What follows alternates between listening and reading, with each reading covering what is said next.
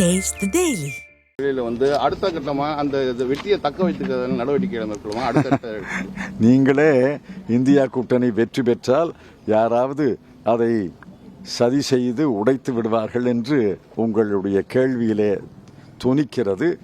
அது மாதிரியெல்லாம் ஆகாது. இந்தியா கூட்டணி வலிமையான கூட்டணி. அந்த அர்த்தத்தில் கேட்கல. அடுத்தடுத்த காங்கிரஸ் இல்லா இந்தியாவை உருவாக்கணும்னு சொல்லிட்டு மோடி தொடர்ச்சியா ஒரு பிரச்சாரத்தை மேற்கொண்டாரு. இந்த தேர்தல் அவருக்கு ஒரு பாடம் கற்பிக்கிற மாதிரி அமைங்க. அது தெரியாது. மக்கள் எப்படி வாக்களிக்கிறார்கள்னு பொறுத்து தான் பார்க்கணும். தமிழ்நாட்டில் என்னால் தெளிவாக சொல்ல முடியும், 39 இடங்களிலேயும் இந்தியா கூட்டணி வெற்றி பெறும். புதுச்சேரி உட்பட 40 இடங்களிலேயும் இந்தியா கூட்டணி வெற்றி பெறும். இப்போ தேர்தல் காலத்தில் கூட இடி தொடர்ச்சியாக நடவடிக்கை மேற்கொண்டிருக்காங்க. நேற்று கூட ஆம் ஆத்மியோட எம்எல்ஏ கைது பண்ணியிருக்காங்க. இவருக்கு அரவிந்த் கெஜ்ரிவாலுக்கு சிறையிலே அவருக்கான வழக்கை பற்றி நான் கருத்து சொல்ல முடியாது. ஆனால் அமலாக்கத்துறை என்பது பாரதிய ஜனதா கட்சியினுடைய கூட்டணி என்று எல்லாருக்கும் தெரியும்.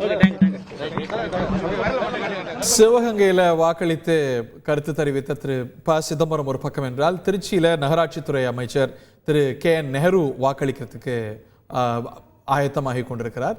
திரு ப சிதம்பரம் முன்னாள் மத்திய அமைச்சர், காங்கிரஸ் மூத்த தலைவர், வாக்களித்து ரொம்ப வெள்ளனே வாக்களித்த வெளியில் பேட்டி கொடுக்கக்கூடிய காட்சிகளை பார்க்கின்றோம்.